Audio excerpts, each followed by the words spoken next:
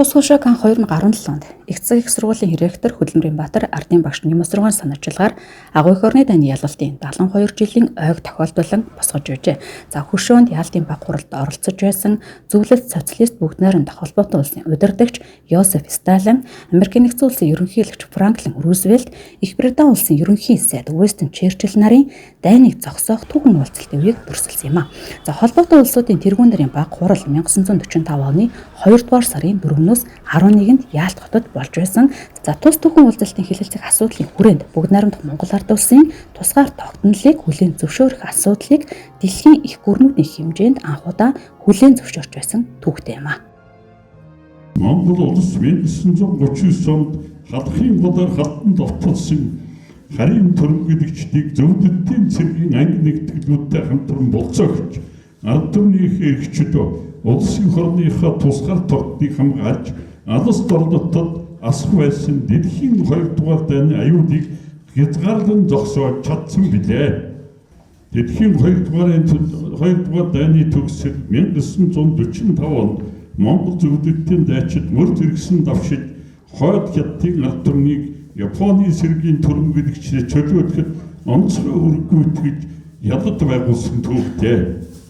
Монгол их орныхоо тусгаар тогтол нутаг дэвсгэрийн бүрэн бүтэн байдгийг сахин хамгаалж ам бие үл хайрдан тулдаж атгах шөрөө алхам гадрынхаа төлөө алтан эмээ алдсан баатардаг сэргээс Ахмад үеийнхэн байгуулсан авьяаг үеийн үед мөнхөд дурсаж явах учиртай.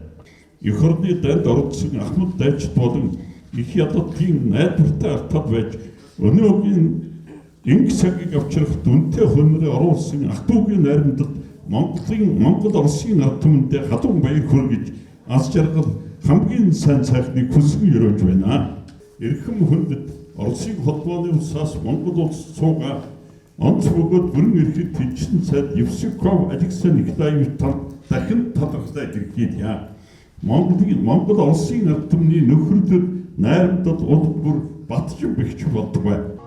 Монгол улсын тусгаар тогтнолын түүхэнд яалтын баг хурлын оруулсан хувь нэмрийг дурсан санаж хойч үеийн залуучуудаас сурталчлан таниулахад их сургуулийн удирдлага хамт олон болон сургалтын хөтөлбөр нь өндөр хувь нэмэр оруулж хоёр улсын харилцаанд түүх үлдээж байгааг Орос улбаны улсаас Монгол улсад суух онц бөгөөд бүр ирэхэд элчин сайд Евсюков Алексей Николаевич хэлсэн үгэндээ онцолсон юм а.